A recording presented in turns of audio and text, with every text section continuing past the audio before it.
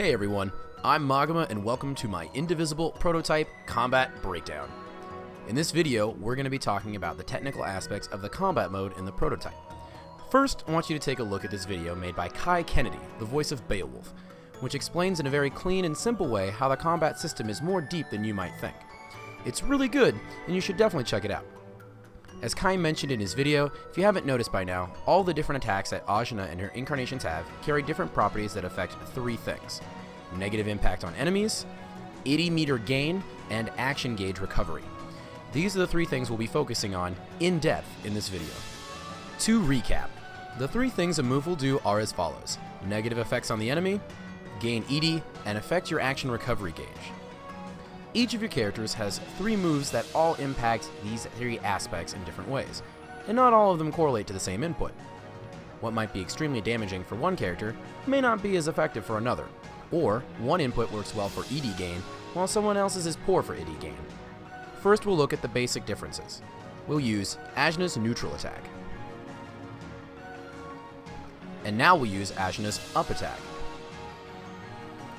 Notice the difference in ED gain based on these moves?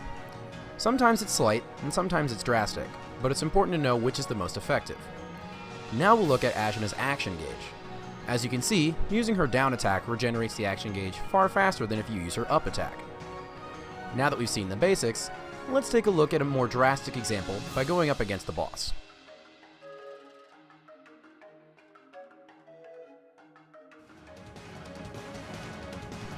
The boss is the best opponent in the game to test your combo strings and figure out what your best preferences and options are.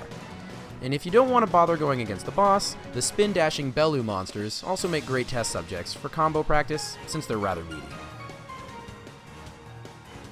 Starting this off, we'll use each of the four characters' attacks and then analyze them.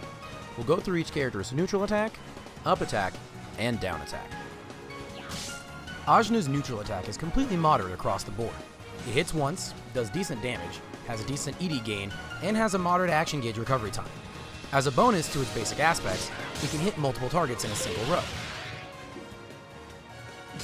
Ajna's up attack is a 2-hit combo on a single target that does a total of 1500 damage.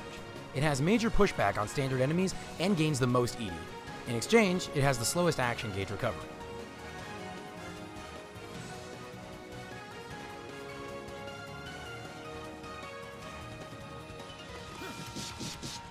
Zebe's neutral attack is a 3-hit rapid-fire shot at a single target for a total of 705 damage. It has the smallest ED gain and slowest recovery speed.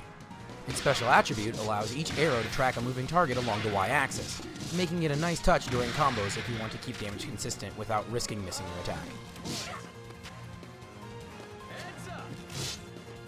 Zebe's up attack is his biggest ED gaining and biggest damaging move, doing anywhere between 705 to 1410 damage. Oddly enough, it doesn't suffer much punishment as a trade-off with only moderate action gauge recovery. Zebe's down attack is his most utility-based move. Shooting 5 arrows in a spread shot style, each hit does 235 damage. When multiple targets are in play, the arrows diverge and cover the area based around the initial target. In exchange for its enemy coverage, it has the fastest action gauge recovery and moderate ED gain.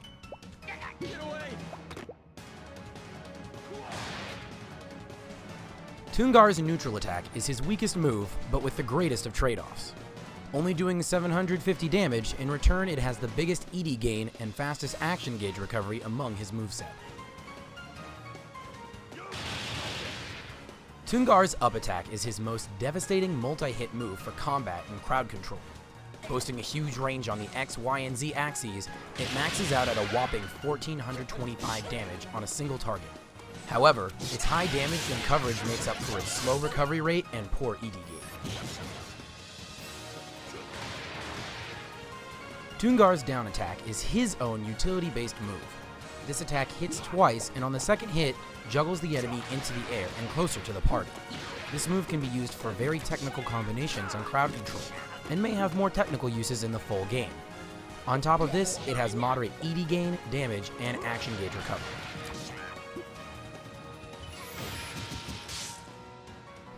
Razem's neutral attack is a powerful multi-hit combo on a single target, doing 1800 damage, the highest amount of damage in the party.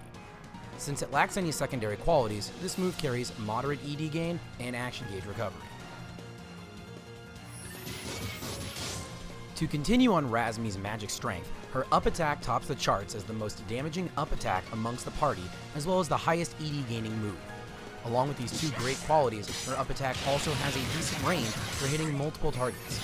In return, her action gauge recovery is extremely slow.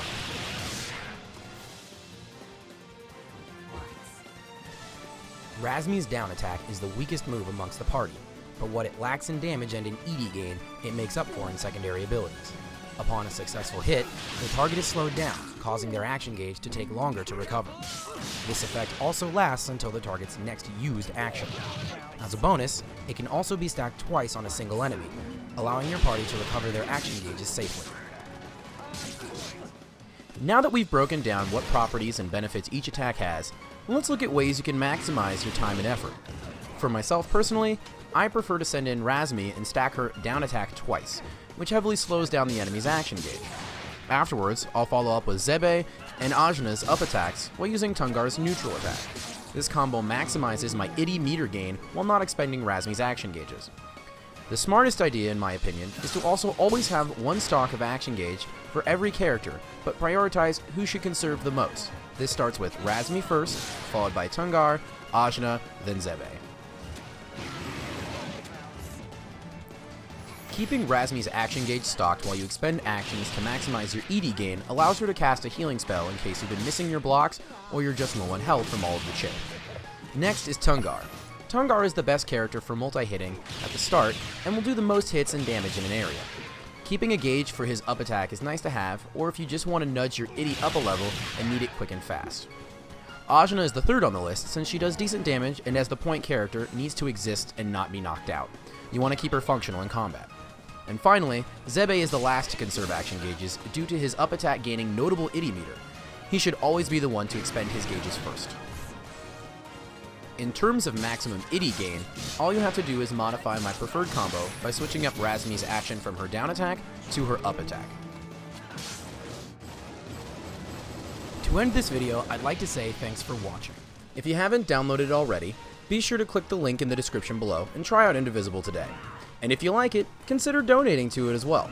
And as always, be sure to leave a comment below. Click like if you enjoyed the video, and subscribe for more content from me in the future.